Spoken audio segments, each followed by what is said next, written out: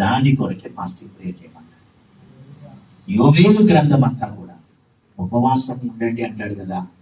యోవేలు గ్రంథం ఉపవాసం అంతా కూడా ఒకటే, కడవరి వర్షానికి సిద్ధపాటుగా మన ఉపవాసం. తొలకరి వర్షము, కడవరి వర్షం అనేవి ఉన్నాయి.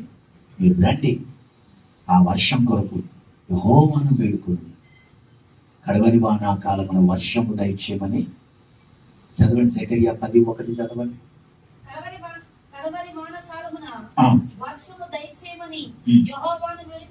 యెహోవాను వేడుకొనుడి.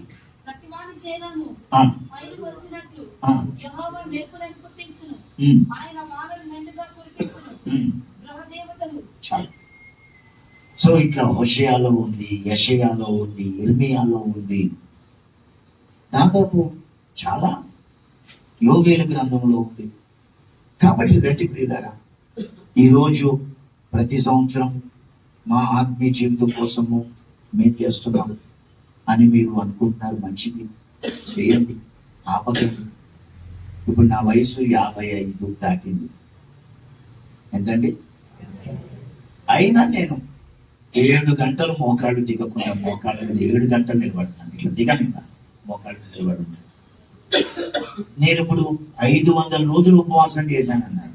ఈ 500 రోజులలో ఒక్కసారి కూడా తలపోటు రాలేదు, నీరసం రాలేదు, జ్వరం రాలేదు, కనీసం కాళ్ళు గుంజులు లేదు, కనీసం ఒక కాళ్ళు గుంజినాయండి అనడం కూడా లేదు. ఒక జ్వరం కానీ, నీరసం కానీ, హెడేక్ కానీ ఏమి రాలేదు. 500 రోజులు తినకపోయింది. అది నా గొప్ప కాదండి, నేను సాక్ష్యం మాత్రమే చెప్తున్నా. మనుషుడు రొట్టె వలన కాదు, దేవుని నోటి నుండి వచ్చు. ఒక విధంగా చెప్పాలంటే నాది వరల్డ్ రికార్డ్. 500 days ఫాస్టింగ్ అంటే నాన్ స్టాప్. అది కూడా ఏం తినకుంటాను. నోరు చచ్చిపోయింది. ఇంకా 500 రోజులు కడుపు చచ్చిపోయింది, పేగులు చచ్చిపోయింది. ఇట్లా అయిపోయిందని నా మీద బాడీలో డాక్టర్స్ నా మీద టెస్ట్లన్నీ చేసి సెల్ఫ్ ఇమ్యూనిటీతో బ్రతుకుతున్నావు నువ్వు, నీ ఇమ్యూనిటీ ఎప్పుడు అయిపోయింది అంటే దాని ఏదో పేరు చెప్పారు వాళ్ళు. డాక్టర్స్ నా రిపోర్ట్స్ చూసి ఏమని చెప్పారంటే, నా బాడీలో ఇమ్యూనిటీ పోయి చాలా టైం అయిపోయింది, ఏదో సెల్ఫ్ ఇమ్యూనిటీ జనరేటింగ్ ఏదో వర్డ్ వాడారు వాళ్ళు, దాంతో నువ్వు బ్రతుకుతున్నావు అన్నారు. ఓహో, నేను బ్రతుకుండడానికి ఏదో లోపల దేవుడు కనిపించని కార్యం చేస్తున్నాడు, అందుకు బతుకున్నాను అని నాకు అర్థమైంది. నా బాడీ మీద చాలా అటాక్ ఉండేది. దేవుడు కూడా జాగ్రత్త జాగ్రత్త అంటూనే ఉన్నాడు. రోజు లేచి పాజిటివ్ కన్ఫెషన్ అనమాట. ఏ తెగులు నా గుడారమును, అపాయం ఏమి నా ఎద్దకు రాదు. ఒక పక్క 1000, మరో పక్క 10,000 మంది కూలిన అపాయం నా ఎద్దకు రాదు. నేను ఏ తెగులు నా గుడారం కోసం రోజు ఎవ్రీడే పాజిటివ్ కన్ఫెషన్స్ చేస్తానే ఉండేవాడిని. ఎందుకంటే దేవుడు జాగ్రత్త, నువ్వు పలుకుతానే ఉండాలి. నువ్వు ఏది పలికితే అది నీకు జరుగుతుంది. కాబట్టి నువ్వు సైలెంట్ అయిపోవద్దు. అంటే మళ్ళీ రోజు positive confession. So what ever it is behind your fastings నీకు అర్థం కాకపోవచ్చు, కానీ చేస్తున్నా కొద్దీ దేవుడు మెల్లమెల్లగా మెల్లమెల్లగా మెల్లమెల్లగా చెప్తాడు. దానియేలుకి చెప్పినట్టే, నాకు చెప్పినట్టే, దావీదుకు చెప్పినట్టే, యోవేలుకి చెప్పినట్టు చెప్తాడు. నేను ఎప్పుడు మా సంఘ బిడ్డలకైతే ఏమని చెప్తానంటే, ప్రతి మనిషి తాను చచ్చిపోయేలోపు ఒక్కసారైనా 40 రోజులు ఉపవాసం చేయాలి. ఎన్ని రోజులు?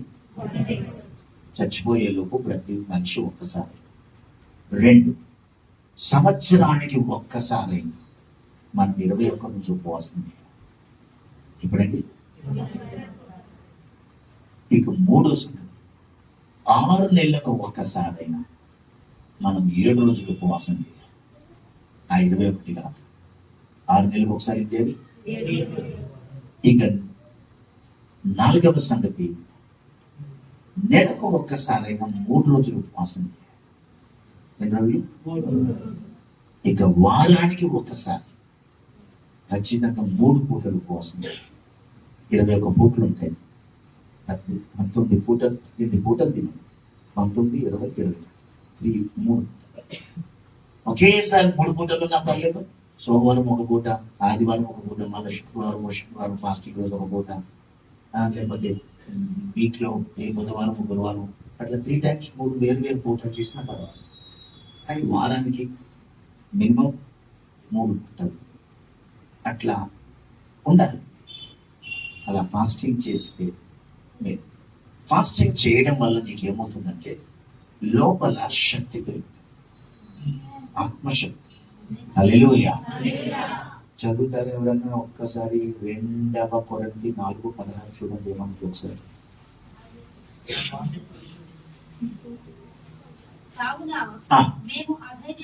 అధైర్యపడము, బాహ్య పురుషుడు కృషించుచు ఉన్నను, దినదినము నూతన పరచబడుచు ఉన్నాడు. దృశ్యమైన వాటిని చూడక అదృశ్యమైన వాటిని ఎప్పుడైతే నీ అంతరంగ పురుషుడు బలపడతాడు, బాహ్య పురుషుడు కృషిస్తేనే ఆంతర్య పురుషుడు నూతన. అప్పుడు నీకు ఏం జరుగుతుందంటే అదృశ్యమైనవి కనిపిస్తాయి. ఆమేన్. మేము దృశ్యమైన వాటిని చూడక అదృశ్యమైన వాటిని నిదానించి చూచుచున్నాం. క్షణ మాత్రము ఉండు మా చులకని శ్రమ. రైట్. నువ్వు ఉపవాసం ఉన్నప్పుడు అది క్షణం మాత్రమే ఉండే చులకని శ్రమ, అది క్షణికమైనటువంటి చులకని శ్రమ. కానీ నీకేం చేస్తుందంట, నిత్యము ఉండిపోయే మహిమా భారాన్ని కలిగిస్తాడు. హల్లెలూయా. క్షణికమైనటువంటి చులక శ్రమ నువ్వు అనుభవిస్తున్నావు, కానీ నిత్యము ఉండిపోతుంది మహిమ భారాన్ని మాకు అంతకంతకు దృశ్యమైనవి అనిత్యములు, అదృశ్యమైనవి. సో థ్యాంక్ గాడ్, ఈరోజు దేవుడు మీతో మళ్ళీ ఇంకొకసారి ఏమని చెప్తున్నాడండి, don't give up, don't give up, take it serious. ఇందాక మా సిస్టర్ గారు సాక్ష్యం చెప్తూ జాషువా గారికి ఎక్కువ టైం లేదు, 3 సంవత్సరాలే ఉందని చెప్పారు. నాకు అది విన్నాక భయం వేసింది అని అంటే అది నిజమేనండి. బైబిల్లో కొన్ని లెక్కలు ఉన్నాయి, ఆ లెక్కల ప్రకారం చూస్తే 28 తర్వాత ఏ ఛాన్స్ ఉండదు. 2028 తర్వాత ఏం చేయలేము. ఏమైనా చేయాలనుకుంటే దేవుడు కొనుక్కున్నాడు. 25, 26, 27 నేను రాకడ అనట్లేదు, 28లో రాకడ అనట్లేదు, నేను 28లో యాంటీ క్రైస్ట్ వస్తాను. నేను రాకడ గురించి చెప్పట్లేదు, దేవుడి గురించి చెప్పినట్టు 28లో ఎవరు వస్తారు. బైబిల్లో కొన్ని టైమింగ్స్ ఉన్నాయి, ఆ టైమింగ్స్ ప్రకారం లెక్కల ప్రకారం 28 తర్వాత యాంటీ క్రైస్ట్ పాలన ఈ భూమి మీద స్టార్ట్ అవుతుంది. స్టార్ట్ అయిన తర్వాత మళ్ళీ ఎప్పుడో రాకడ తర్వాత అది. సో రాకడ ఇప్పుడెప్పుడైతే కాదు, కానీ వాడి పరిపాలన రాకముందే నువ్వు బలపడాలన్నా, ఆత్మీయంగా సేవ చేయాలన్నా, దేవుడి సంకల్పం నెరవేర్చాలన్నా, దేవుడి కొరకు నువ్వు what ever you want to make. 3 ఏళ్ళ టైం, 3 సంవత్సరాల తర్వాత చర్చిలు ఉండవు, ప్రార్థనలు ఉండవు, మాస్టర్లు ఉండరు, సేవకులు ఉండరు. ఎవరి బాధ, ఎవరి బాధ, ఎవరి విశ్వాసాన్ని వాళ్ళు కాదు. సో ఆ టైమింగ్స్ నేను క్యాలిక్యులేట్ చేసి చెప్తున్నాను. దైవజనులు సునీల్ గారు కూడా మొన్న ఎప్పుడో ఫాస్టింగ్ చేశారు 40 రోజులు. దేవుడు ఆయనకు కొన్ని ప్రత్యక్షతలు ఇచ్చారు. అవి కూడా నేను విన్నప్పుడు షాక్ అయ్యాను. ఆ ప్రత్యక్షతలు టైమింగ్స్ ఇచ్చారు ఆయన కూడా, ఏ టైంలో ఏం జరుగుతుంది అనేది దేవుడు ఆయన చెప్పినప్పుడు నాకు కూడా షాక్ అయ్యాను. ఇవన్నీ నిజాలే కదా అని. ఎస్ అని వాటిని ఆ క్యాలిక్యులేషన్స్ని దేవుడు నాకు ఇచ్చాడు. ఈ క్యాలిక్యులేషన్స్ అవును కదా, అవును కదా అనిపించాడు. సో ఫాస్టింగ్స్ ఉన్నప్పుడు అన్సీన్ వర్క్ జరుగుతుంది. నువ్వు చిన్నపిల్లలైనా పర్వాలేదు, నువ్వు చిన్నపిల్లలైనా పర్వాలేదు, నీలో ఎవరు మారు మనసు పొందలేదు పొందండి, ఎవరు బాప్తిజం పొందలేదు వెంటనే తీసేసుకో. ఎవరు ఉన్నారు ఇంకా నేను ఇంకా తీసుకోలేదన్న వాళ్ళు చేయొద్దండి ఒకసారి. నేను ఇంకా తీసుకోలేదు, 10 years దాటితే చేయొచ్చు. 10 years దాటి మీకు 10 years దాటితే చేయొచ్చు. ఎంతమంది ఉన్నారు? 3 ఉన్నారు.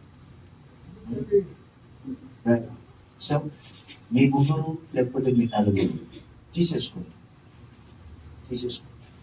ఓకే, వేస్ట్ చేయకండి టైం. ఎందుకంటే this is not a game.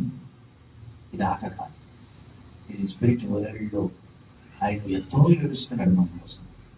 బైబిల్లో ఎవరు బాప్తిస్మం తీసుకున్నా ఆ రోజే తీసుకున్నా, నెక్స్ట్ డే తీసుకున్నట్లు ఈ బైబిల్లో ఒక్క రెఫరెన్స్ లేదు. జైలర్ ఇంటికి అర్ధరాత్రి సువార్త వచ్చింది. జైలర్ అనొచ్చు ఏమనంటే, ఇంకా 4 గంటలు ఆగితే నేను డ్యూటీ దిగిపోతా సార్. ఎన్ని గంటలు? నైట్ డ్యూటీలో ఉన్నాడు. 2 అయింది టైం, 3, 4, 5, 6 6 డ్యూటీ అయిపోతుంది. నైట్ డ్యూటీ దిగిపోగానే తీసుకుంటా సార్, ఇప్పుడు డ్యూటీలో ఉన్నాం అనొచ్చు కదా. అంటే డ్యూటీ గీటీ జాంకానే రా అన్నట్టు ఇలా తీసుకురా అన్నాడు. అందరు కలిసి దిగిపోయారు. అర్ధరాత్రి తీసేసి అంత ఇంపార్టెంట్. ఓకే, దేవుడికి ఇష్టం లేనిది ఏదైనా చేస్తుంటే పాపాన్ని క్షమించమని అడగండి, విగ్రహారాధన విడిచిపెట్టండి, మారు మనసు పొందండి. రెండోది బాప్తిస్మం పొందితేనే పాపక్షమా. మారు మనసు పొందిన వాళ్ళకు పాపక్షమాపణ వెంటనే దొరకదు. బైబిల్లో రాశాడు, మీరు మారు మనస్సు పొంది పాప క్షమాపణ నిమిత్తం ప్రతివాడు యేసుక్రీస్తు నామమున బాప్తిస్మం పొందింది.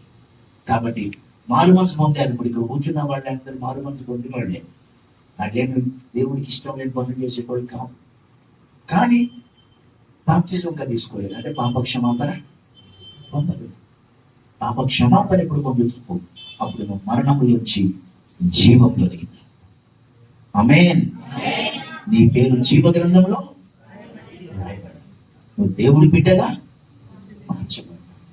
కాబట్టి కోట్ల దూతత్వం చూస్తున్నారు. మీరు 3, 4 ఎవరైనా, ఇంకా కొంతమంది ఉన్నారు బాప్తిజం పొందిన వాళ్ళు. ఎందుకంటే ఇప్పుడు అమ్మ నువ్వు పొందేసావా? తీసుకోలేదు కదా, ఇందాక చేయట్లేదు. అమ్మ మీరు పొందారా? కానీ ఇందాక చేయట్లేదు నేను. సో ఇట్లా ఉన్నారు కొంతమంది మీ మధ్యలో. వాళ్ళు వీళ్ళు వేసుకుంటానికి ఒక 7 ఉన్నారు ఇక్కడ బాప్తిజం ఉన్నారు. మీ 7 దేవుడితో గేమ్ ఎవరు ఆడగలమా? అమ్మ దేవుడితో కేక్స్ ఒక ఆట ఆడగలమా? We cannot play with God. కాబట్టి మీ 7 నేను చెప్తున్నా, లేకపోతే 5, 6 చెప్తున్నా. మారు మనసు పొంది బాప్తిస్మం తీసుకుని పరిశుద్ధాత్మతో నింపబడి ఆ తర్వాత విశ్వాసి ఉండాల్సిన ఆధ్యాత్మిక క్రమాలు, మందిరానికి వెళ్ళడం, ఉపవాసాలు ఉండడం, ప్రార్థన చేసుకోవడం, బైబిల్ చదవడం, ఇవన్నీ కంటిన్యూ చేయండి. అందులో వాటి వెనక దేవుడు నీ కొరకు ఏం సంకల్పం కలుగుతున్నాడు దాన్ని నెరవేర్చి ప్రభువా ప్రభువా అని పిలిచి ప్రతి వాడు పరలోకంలో ఉన్న తండ్రి చిత్తం చెప్పరా. ఆమేన్. ప్రార్థన చేసుకుందాం. మోకరి